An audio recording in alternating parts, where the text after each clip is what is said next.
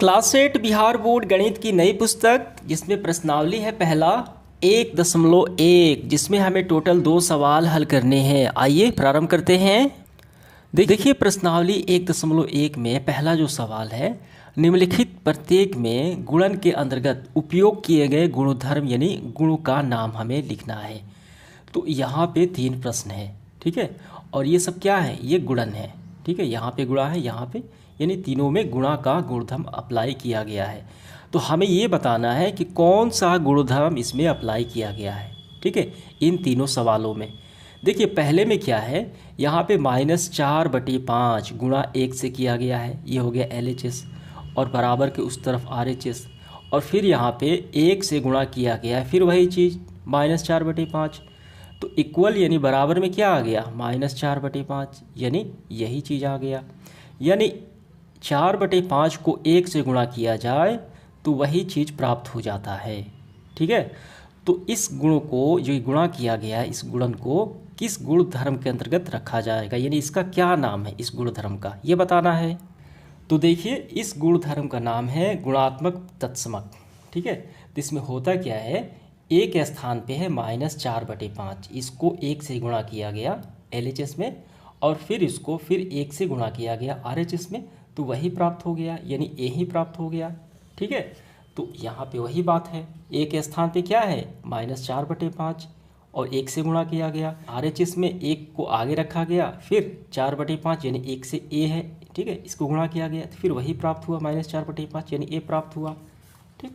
तो इस गुण धर्म का नाम है गुणात्मक तत्समक, तो हमें यही लिख देना है, यानी इस तरीके से आप समझ सकते हैं। इसका उत्तर हम ऐसे लिखेंगे, यहाँ दिए गए गुणन में गुणात्मक तत्समक का उपयोग हुआ है, जहाँ a बराबर -4 × 1 ये हो गया इक्वल 1 × a इक्वल a, यानी a प्राप्त हुआ, ठीक है।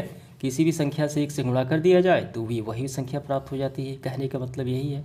तो ये आपको पूरा यहाँ तक उत्तर कर लेना है। क्लियर हुआ, समझ में आ गया। चलिए इसके बाद दूसरे में देखते हैं, अब इसमें कौन सा गुणधर्म प्रयोग किया गया है। तो यहाँ पे गौर कीजिए, यहाँ पे है -13/17 गुणा -2/7 गुणा हो गया LHS में, और RHS में देखिए -2/7 गुणा -13/17, यानी इसको A माना जाए तो इसको B मान लेते हैं, ठीक है। और फिर यहाँ पे देखिए ये B है, तो फिर B गुणा A, तो यहाँ पे क्या हो रहा है, यहाँ पे A × B, ठीक है, यानी इनका क्रम बदल गया, AB फिर B है, तो ये गुणा का कौन सा हो गया, ये गुणा का क्रम विनिमयता हो गया। क्लियर हुआ, समझ में आ गया। A गुना B करे गुणा, जो भी मान आएगा वो इक्वल होगा B गुना A, ये दोनों मान आपस में बराबर होते हैं, यानी इनके क्रम को, इनके स्थान को बदल के गुणा करने पर समान मान आते हैं। ये कहा जाता है गुणन की क्रम विनिमयता, ठीक है। तो ये रहा, यही है गुणधर्म यहाँ पे। तो इसका उत्तर हम ऐसे लिखेंगे, यहाँ दिए गए गुणन में गुणन की क्रम विनिमयता गुणधर्म है, जहाँ A × B equal B × A। Clear, यही आपको बस लिख लेना है पूरा। अब इसके बाद देखिए तीसरा, -19/29 × 29/-19 इक्वल 1, तो ये कौन सा गुणधर्म है। तो इस गुणधर्म का नाम है गुणात्मक प्रतिलोम, मल्टीप्लिकेटिव इन्वर्स। इसमें होता क्या है कि एक संख्या को उसके विपरीत करके अगर गुणा किया जाए तो 1 प्राप्त हो जाएगा, जैसे यहाँ पे समझ सकते हैं, ठीक। जैसे मैंने यहाँ पे ले लिया 2/1, अब इसका उल्टा करते हैं, उल्टा करें, गुणा करेंगे तो 1/2, ये 2 से 2, 1 से कैंसिल आउट, तो 1 बचा, ठीक है। और भी यहाँ पे समझ सकते हैं, जैसे हम यहाँ पे ले लेते हैं 3, ठीक है, अब इसको गुणा करते हैं, 3 का उल्टा 1/3, ठीक है, 3 से 3 कैंसिल आउट, तो 1 बच गया। तो ये गुणधर्म जो है देखिए यहाँ पे -19/29, अब इसको उल्टा कर दिया गया है, 29 नीचे है तो 29 ऊपर चला गया, -19 देखिए ऊपर है तो ये नीचे आ गया, ठीक। तो वही बात हो गई। देखिए एक और आप समझ सकते हैं, जैसे यहाँ पे हम ले लेते हैं 4/7, ठीक है, अब इसको गुणा करते हैं, ठीक, इसको उल्टे कर देंगे, 4/7 है तो 7/4 कर देंगे, 7 से 7 कैंसिल आउट, 4 से 4 कैंसिल आउट, तो क्या बचा, कुछ नहीं बचा, तो 1 बच गया। तो वही तो है यहाँ पे, ये दोनों कैंसिल आउट हो जाएंगे तो 1 बचा। तो ये गुणधर्म क्या कहलाता है? गुणात्मक प्रतिलोम कहा जाता है। बस यही आपको नाम लिख देने हैं, हो गया।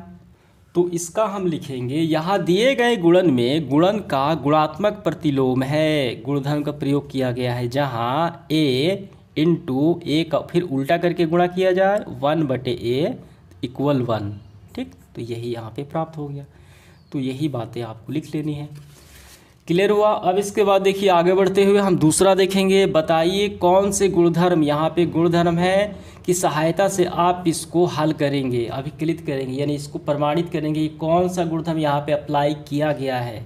ठीक है, देखिए यहाँ पे ये काफ़ी आसान है। इसको 1/3 जिसके हम इसको मान लेते हैं a, ठीक, और इसको b और इसको c, ठीक, और बराबर इस साइड भी है, वही बात है।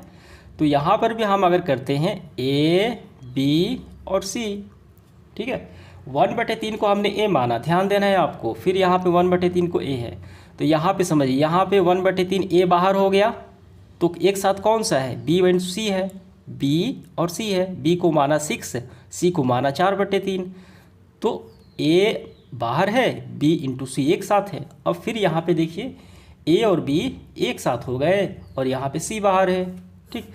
तो ये कौन सा गुणधर्म इसे कहा जाता है? तो इस प्रकार के गुणधर्म को कहा जाता है गुणन का सहचर्य गुण। देखिए यहाँ पे ठीक वही बात यहाँ पे है, ठीक है, बस इसको आगे कर दिया गया है, a × b × c, और a और b एक साथ, c बाहर। अगर इनको हम सॉल्व करें LHS और इसको सॉल्व करें तो दोनों के मान बराबर आ जाएंगे, यानी इनके स्थान को बदल के गुणा किया जाए तो कोई फ़र्क नहीं पड़ता, बराबर ही मान आएंगे। समझ में आ गया? तो बस हमें इस गुणधर्म का नाम बताना है, तो गुणन का सहचर्य गुणधर्म।